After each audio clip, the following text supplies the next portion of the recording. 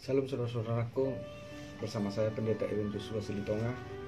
Kita dalam mimbar teologi kita akan membahas bahan khotbah epistel tanggal 27 September 2020 dalam minggu 16 setelah Trinitatis, diambil dari kitab Lukas pasal 14 ayat 12 sampai dengan ayat yang ke-14.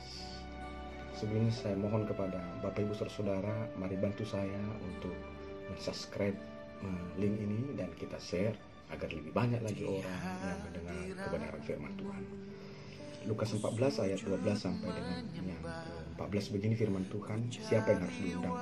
Dan Yesus berkata juga kepada orang-orang yang mengundang itu, apabila engkau mengadakan perjamuan siang atau perjamuan malam, janganlah engkau mengundang sahabat-sahabatmu atau saudara-saudaramu atau kaum keluargamu atau tetangga-tetanggamu yang kaya, karena mereka akan membalasnya dengan mengundang engkau pula, dan dengan demikian engkau mendapat balasnya. Tetapi apabila engkau mengadakan perjamuan, undanglah orang-orang miskin, undanglah orang-orang cacat, undanglah orang-orang lumpuh dan orang-orang buta, dan engkau akan berbahagia, karena mereka tidak mempunyai apa-apa untuk membalasnya kepadamu, sebab engkau akan mendapat balasnya pada hari kebangkitan orang-orang benar. Saudara-saudaraku saya kasih dalam Kristus Yesus Tuhan kita, ini persoalan bagaimana kita menolong orang dan bagaimana cara menunjukkan belas kasihan kepada saudara-saudara kita, kepada lingkungan kita, menurut caranya Allah atau menurut sudut pandangnya Allah. Ada dua yang bertarung dalam diri setiap orang, siapapun dia, yaitu orientasi material dan orientasi imaterial. Jadi seseorang bertindak baik atau jahat, biasanya dua hal ini yang akan mendorong seseorang bertindak.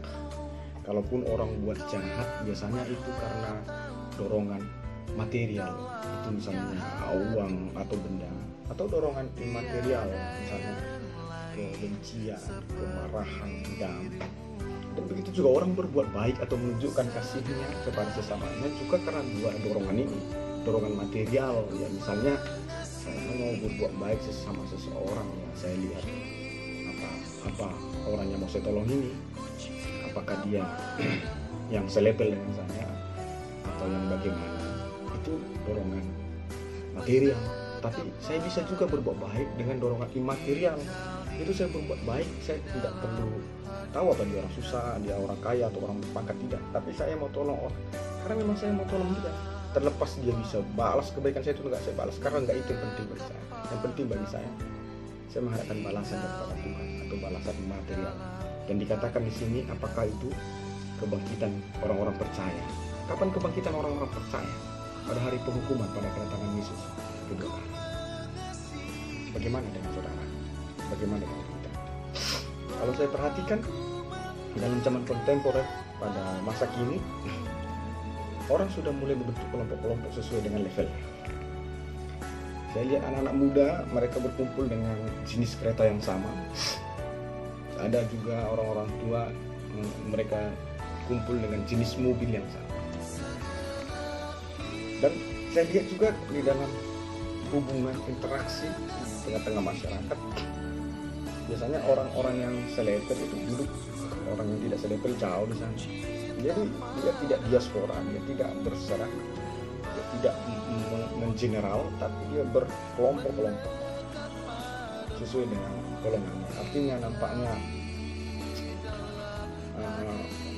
pola dunia lebih menguasai kita daripada pola Tuhan.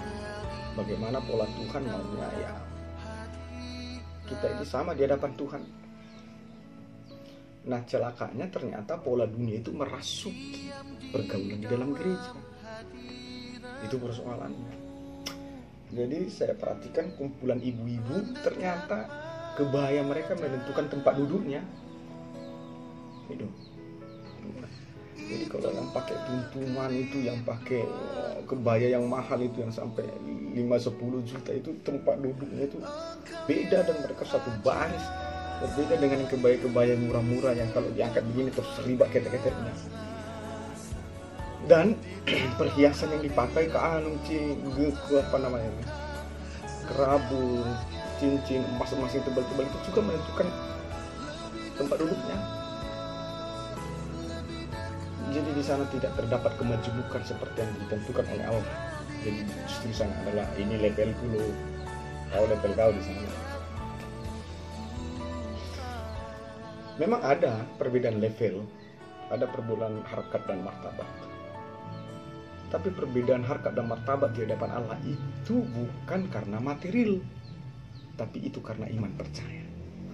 Jadi yang membedakan kita di hadapan Allah, saya dan saudara, membedakan orang-orang yang umat ini menjadi bangsa Allah dan ini tidak bangsa Allah, yaitu tentang iman dan pengabdiannya kepada Allah. Nah, saat ini Yesus bilang, jika kau mau buat sesuatu yang baik, tapi kau melakukannya tujuannya supaya kebaikanmu itu bisa dibalas, makanya kau akan undang orang-orang kaya. Ini tujuannya kau mau lihat muka. Tuhan bilang itu kesia-siaan. Tapi kalau kau memang mau gak sia-sia, kalau kau mau berbuat baik, maka undang orang-orang yang tidak akan mungkin membalasnya secara materi. Lalu siapa orang-orang itu yang tidak bisa membalasnya secara materi? Ya orang-orang miskin. Dia gak punya uang, gimana dia membalas kebaikan Anda? Tapi dia punya Tuhan. Limper-limper yang Anda berikan kepada orang miskin itu akan membuat dia tengah malam melipat tangannya dan berdoa dan menyebut nama Anda. Dia akan mendoakan namamu, mendoakan anak-anakmu, mendoakan usahamu, mendoakan kesehatanmu. Padahal yang kau berikan kepadanya itu limper-limper.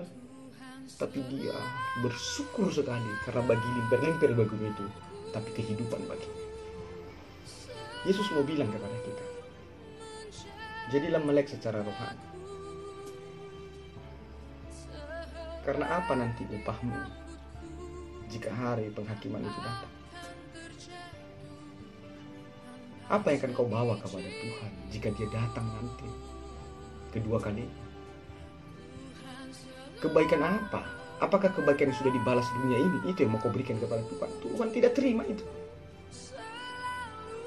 Tapi bawalah kebaikan yang tidak bisa dibalas dunia ini, tapi hanya bisa dibalas oleh mereka yang mendoakan engkau.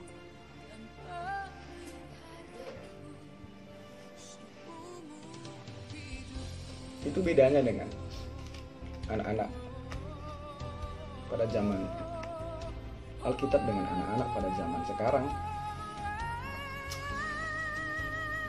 Kalau anak-anak pada zaman Alkitab diceritakan persoalan Esau dan Yakub, mereka tidak berlomba-lomba untuk menerima harta warisan, mana tanah yang paling lebar sama aku, mana harta yang paling banyak sama aku, dan mereka tidak berkelahi marsi rambutan karena persoalan harta bapaknya. Tapi mereka berkelahi dan berebutan dan saling menolong untuk berebutan berkat dari bapaknya. Berkat itu yang mereka perebutkan dari bapaknya. Itu anak-anak pada zaman Alkitab.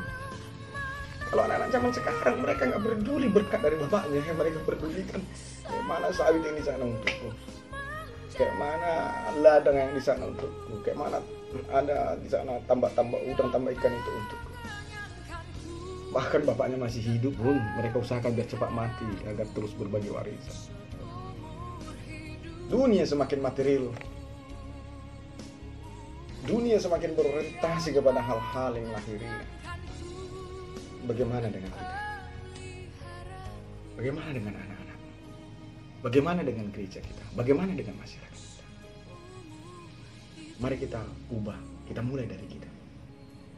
Ajari anak-anak agar mereka bertindak bukan karena didorong oleh hal-hal yang material, tapi agar mereka bertindak karena didorong oleh hal-hal yang imaterial, yaitu berkat Allah. Tuhan Yesus memberkati saudara-saudara sekalian. Shalom.